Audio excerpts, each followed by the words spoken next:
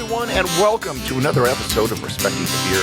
My name is Gary Arndt. With me again, as usual, is brewer extraordinaire Bobby Fleshman, the historian of hops, the sage of suds, Mr. Joel Hermansen, and back once again, Christoph. You have a mononym at this point. You're like Cher, Madonna, yeah, Christoph. Wow. Bono. I have a few of those, but yeah, thank you for having me. Yeah, the vibe of this podcast is totally different with him sitting here. Like it's super chill. I mean, what happened the last time? I feel judged the whole time. Every time I got to get the right word and say the right thing. And I've given up on the pronunciation. Oh yes, thing. yes. I mean, I've known him for 20 some years, and the only two words I can pronounce in German are Birne, which is pear, and fünf, 547. That's it. Yeah. Well, I can say 547 in German now. There you go. 547. That's Not bad. 547. 47. feels like it's some kind of thing that our cult should be chanting downstairs on Wednesday. Right. Well, there's a long-standing joke, and I think, Christoph, you're the originator of this joke, if I'm not mistaken, that the reason they don't have 547 on tap at Oktoberfest in Munich is because the line would be so long, because if everybody has to go up to the front of the line and say, could you order a 547 in German, please? Ein 547, bitte. Like that is way too long. That's way too long. Oh, I can see the impatient Yes. in that scenario. Like 547 to us seems short because it's just three numbers. Right. But So the last episode, we were talking about the German purity law known as the Reinheitsgebot and its origin, what it consisted of. So in this episode, we kind of want to talk about how this law affects brewing today, how it is still kind of in existence, and basically a modified version of this still is on the books in Germany today, right? yes. Is this a hard and fast law like it used to be, or is it just more of a labeling thing? There's a lot of branding with this. German breweries do not, and we're going to ask Christoph for some insight on German breweries in a second, but German breweries do not, from what I've read, and I haven't been to Germany. I'm going in 2025, going to Bielefeld, which I think exists. I believe it exists. There's as been well, some rumors that it actually doesn't exist. And if you're wondering what I'm talking about, Google the Bielefeld doesn't exist conspiracy. It's a branding thing, but they have managed to do some things to get around it that I think are pretty clever, and we're going to kind of get Bobby's take on some of these ideas in just a few minutes. But if I could, Christoph, if you could give us like a small oral tour of what your beer experience looks like in Germany for the audience like myself, who has never been to Germany. If I go to a German beer hall, what are my expectations? What am I seeing? How does the Reinheitsgebot reflect in that? I think it'll vary very much by region where you're going to be. First of all, we don't have a beer hall where I'm from in East Westphalia. And No, they up drink north. at a ping pong club. Well, we just have a Gasthaus or, Kneipe in German where we go. The beer hall is, I think, specific to Bavaria, right? These big beer halls. I met my now in-laws the very first time in Munich, actually, in the beer hall. And I walked into this beer hall and I thought, holy cow, where am I? I had never seen anything like that. So I think regionality is the first big thing that we have to keep in mind here. And Americans often confuse Bavarian culture for German culture. That things like Lederhosen and whatnot that are really Bavarian. Which is the largest state? I think Bavaria is. It's geographically By- large. Yeah, not by population, but by area. But I think there were a lot of German immigrants from Bavaria, and they brought their traditions here, and we just associated that with Germany. Just in the same way, a lot of things we associate with Spain are actually Andalusia for similar reasons, because the people from Andalusia were the ones that were on most of the ships that came to the New World. Oh, you think that is the reason? I always thought it was a post-war reason. No, it's You because know, after the war, the South, Frankfurt and South, Bavaria, American occupied. So That probably has American something people would go over, visit. Where would they go? I think They'd that go to the reinforced it, south. but I believe, like, if I doing my ancestry, which is German, the very first ones came here after the revolutions of 1848, Yeah. Yeah. and a lot of the first ones I think were from Bavaria. Later ones came from all over as it started to spread, but they also just had the most defined traditions that were easily identified. People could see, oh, they're doing this thing, which is very different to us. And I think that Yeah, became they definitely have more defined traditions. But I think it was definitely pre-World War II, because I remember when I was 2 years old, my mom bought me like lederhosen and stuff like that, and I think my grandparents. Are there But pictures? not because they are from Bavaria. There's AI for that. We still can wear make it. this happen. If you were to go then to a German pub, a guest house, how of the beers you find at a place like McFleshman's or any modern American microbrewery, how much of that are you going to see on the menu? How different is it going to be in terms of what you can buy?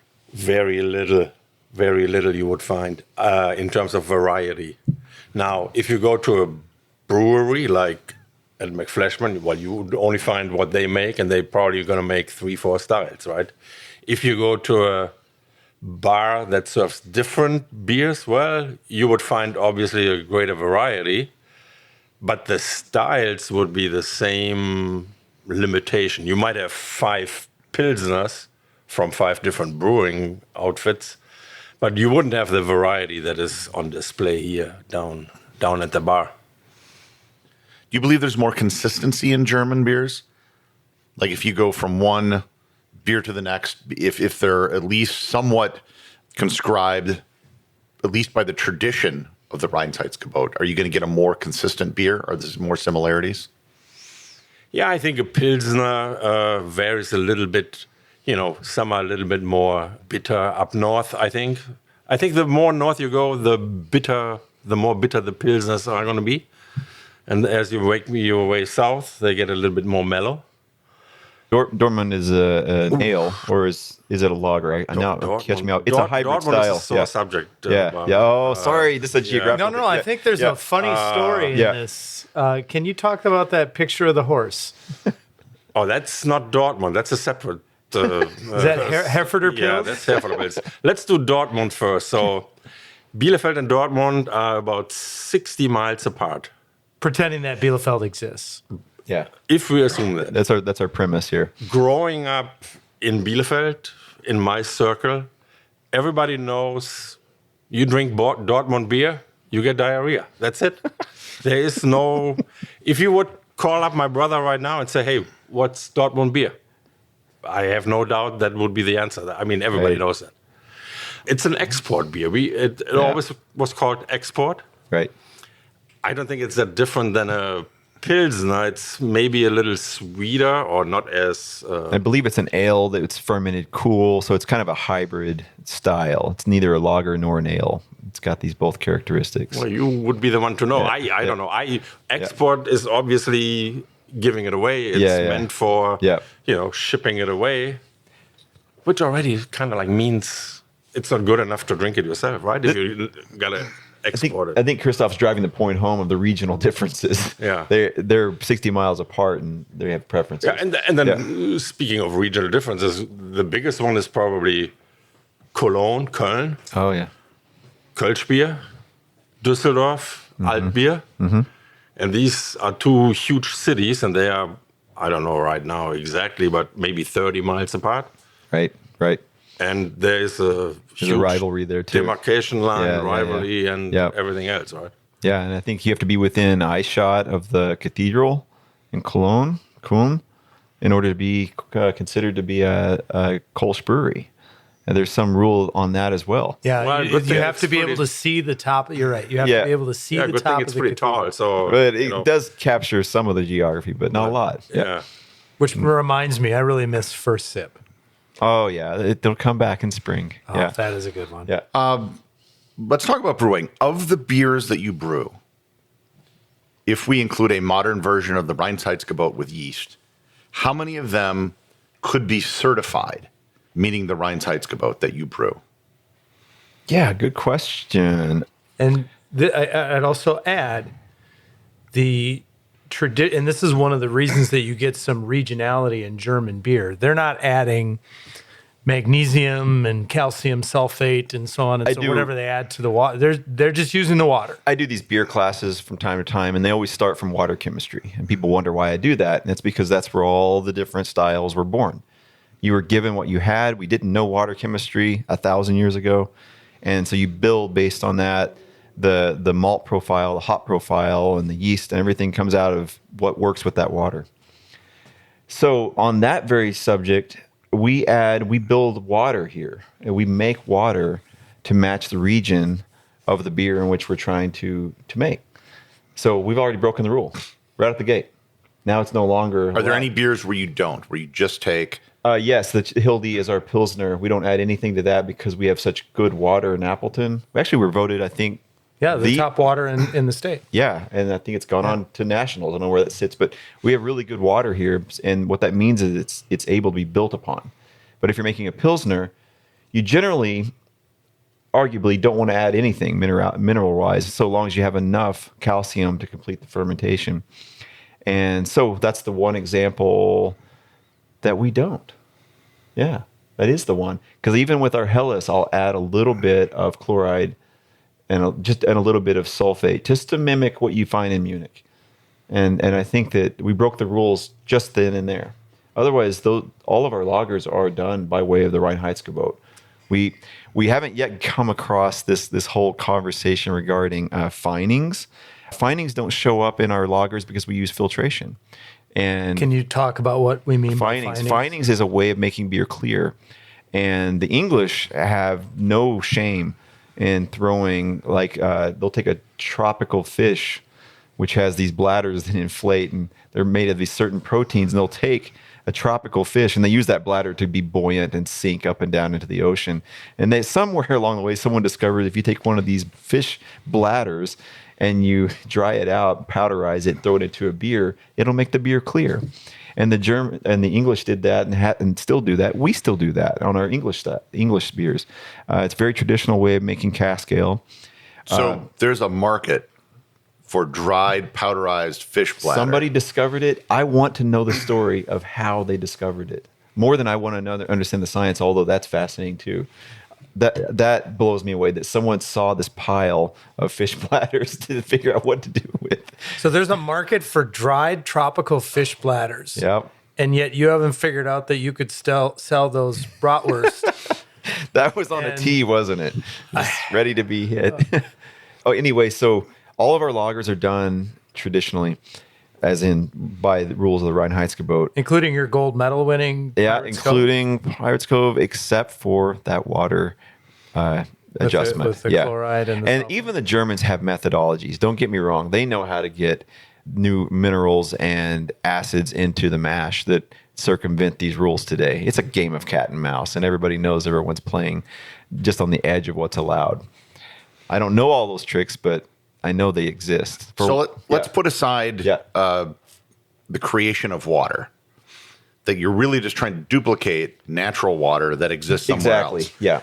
So if you put that aside, how many of the beers you brew violate the Reinheitsgebot then? What are you adding that's beyond those things? Well, let's see. And I'm going to admit this too. We're adding zinc to our fermentation, and that's a very how do I say it? Zinc is poison to yeast at high levels, but it's really good for yeast at low levels, and it makes a really clean fermentation. So we're adding that into our lagers as well now. But that still comes into a water adjustment. So your beer has been galvanized. It has been galvanized, yes. So we add that. Other things we do add are the fining agents. Those are the clarification agents. Like the fish bladder. Like the fish bladder, although we're using vegan products for almost everything. But do you use Irish moss? We use that in our kettle. So when we're boiling, we will throw Irish moss, carrageenan. It's another protein that bonds with positively charged haze particles, drops them out into basically the whirlpool kettle before we send it over into the fermenter. So we never have to deal with that haze downstream.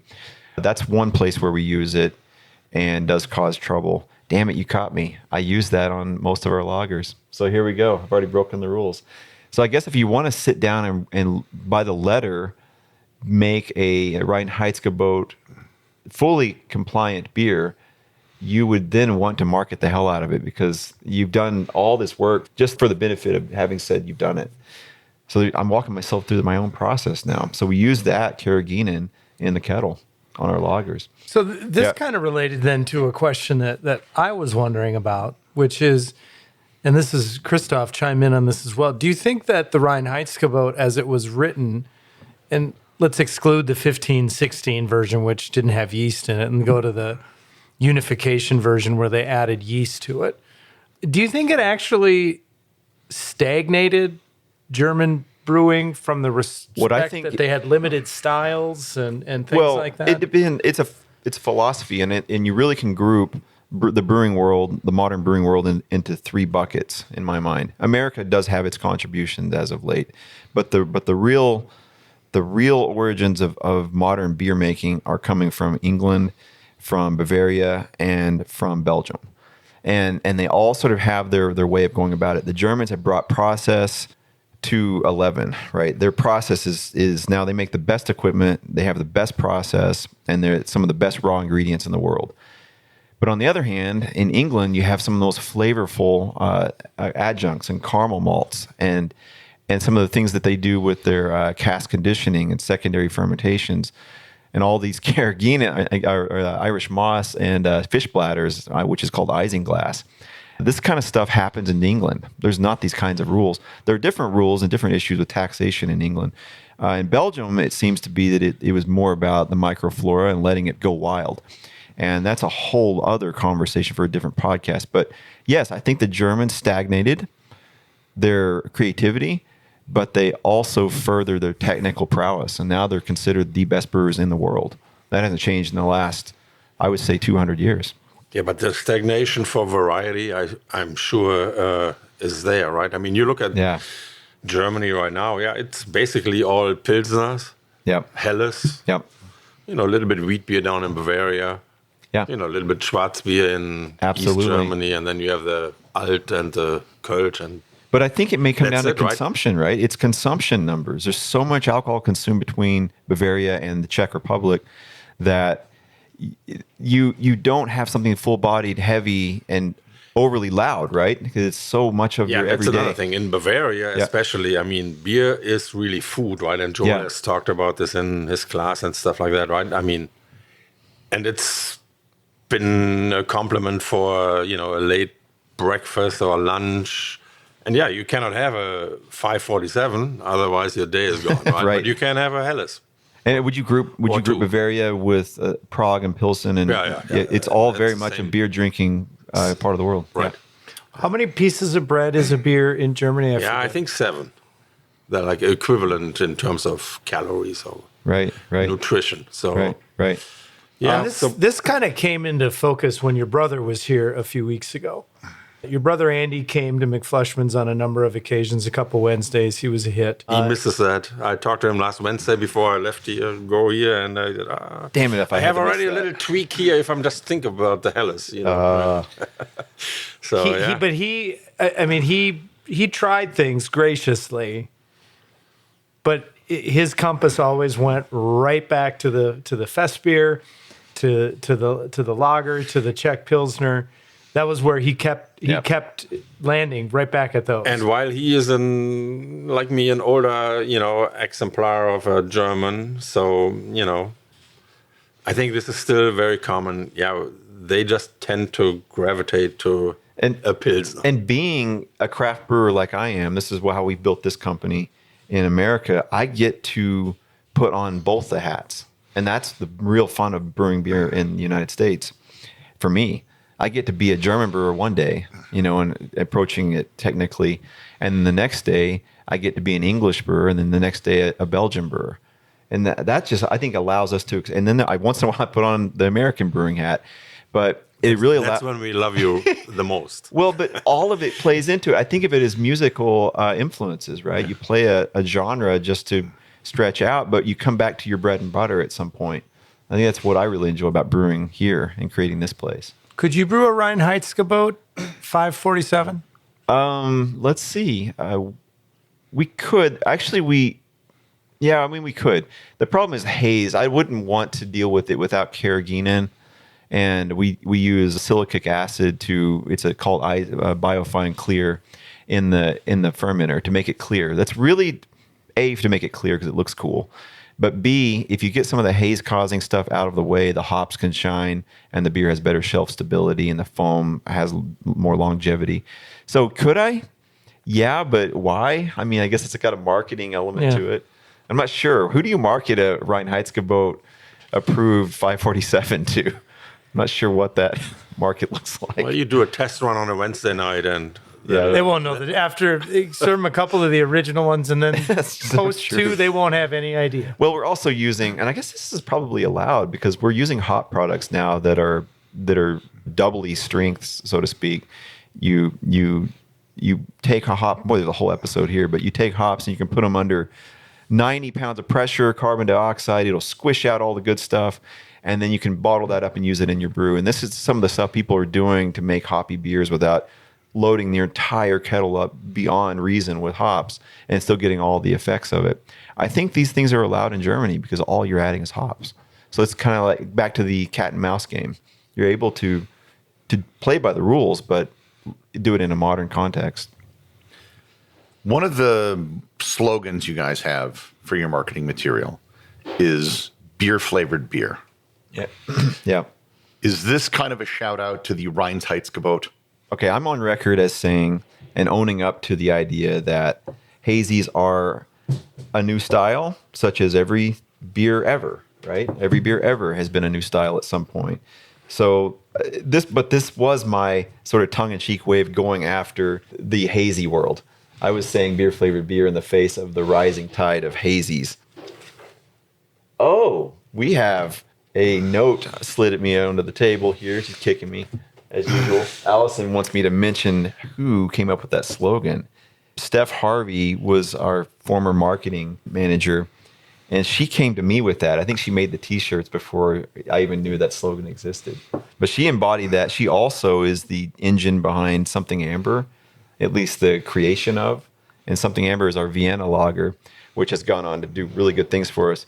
So she gives me credit for the name, but otherwise that's her baby. But she released that slogan along with that style, and I think that's really helped us become something of a regional player here in Wisconsin. Do you think she could have marketed the bratwurst steamed in the... Oh, I can tell her. I can text her right now. She's on the next few episodes, I think. We're going to get her in there.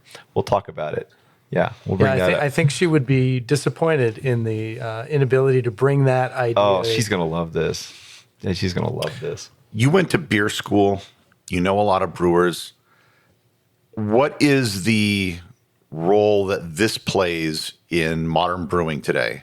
Is it just something that people know of and it's just sort of a historical, it's interesting? Or do people, I understand they may not, try to be extremely strict about brewing with regards to it, but is it something that's at least acknowledged, or it's at least like, okay, this is a traditional style, we're at least going to try to stay within the parameters? Is it relevant at all? Full spectrum. The market, there's a certain group of people that when they see Reinheitsgebot, they're going to jump all over. But that's a pretty small market. The brewers amongst us, we all drink a Pilsner when we go to a brewery. And then they're not judgmental about it, but we interrogate the other brewer on how they made it.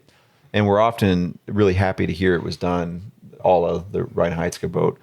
That said, we all understand, like I was describing the water adjustments, those are sort of not the meat of what we're discussing here. We think that if there are better ways to do things with beer in the modern world, we should be doing them, and the Germans should be doing them as well. And I think, like I said, they are. They have their ways. I'll give you a good example. We put phosphoric acid into our mash oftentimes just to get the pH down to a food grade phosphoric acid, to get it down to a level that the enzymes can work best. Germans can't do that, right? They can't dump phosphoric acid into a beer. So what they do is they buy malt that has already been acidified by the action of the bacteria on that malt upstream. So it came with the malt. No one put it there. And so someone prepared it, and then they're able to add that to the mash and get it down to that pH. So when we're making our lagers especially, we're dumping in acid malt. We're not touching it with phosphoric acid. Is that the same acid that they use in Coca-Cola? I think it is. The very one that pulled meat off of bones, as they say. You could put a turkey leg into it. Yeah. Yeah, that would be a stupid... or a cat. It seems like this is kind of a loophole in the law. Because it says, all right, here are the ingredients, but now with modern agriculture and techniques, you can hybridize and create these hops and stuff to get these additives that you do anyhow. I think the big thing, let's go back to those ingredients, right? When we're talking about the meat of the matter here, we're talking about barley. And if you're going to make it out of wheat, you have yourself a Weizen, right? In addition to that, you have to add hops as you're balancing botanical, the bitterness, the balances, the sweetness. And then yeast, it has to be yeast as opposed to a bacteria. But I think really that's about it. And when you look at the other ways, the small things that we're discussing here, there are ways around it. But when you look at brewing in the United States today, the things that we're looking to get approved to put into our beers in the United States make my head spin. Never mind what a traditional country like Germany might be thinking about it. So I think that it's nice bumper rails, but I'm not sure that it's a steadfast rule for most brewers. I think we all need to really refine our process, and we always look to the Germans for that. And I'd like to close on noting the one ingredient that's missing from this that is very, very common in many beers is malt. Malt is completely missing from the Reinheitsgebot. Well, I guess that's back to that process, right? Because barley is malt after it goes through germination and kilning. So is that would that definition of the malting of barley? So long as they're not adding, I would assume that we're good to go as far as the Reinheitsgebot. But it depends on your maltster, and you've hit on a wide open subject for yet another podcast. The whole malting process often involves like gibberellic acids and different things that are not allowed. So the Germans have to figure out ways around it. If you do that, could you get someone from Breeze on the podcast? 100%. And then could they bring malted milk balls? This is Joel's going to make everything revolve around those malted milk balls. The best thing you could have. Let's do a whole show on the malted milk balls. Just sit around and eat it like the Yuletide. Yeah. All right. Any last thoughts on the Reinheitsgebot? Its application to beer? Excellent. Yeah. So now when we refer to this in future episodes, which I'm sure we will, you at least kind of know what we're talking about. And that is going to wrap up this episode of Respecting the Beer. Make sure to subscribe to the show in your favorite podcast player so you never miss an episode, and join the Facebook group to get updates between the episodes, of which there are many, like winning a gold medal, and support the show over on Patreon. The links to both of these are in the show notes. And until next time, please remember to respect the beer.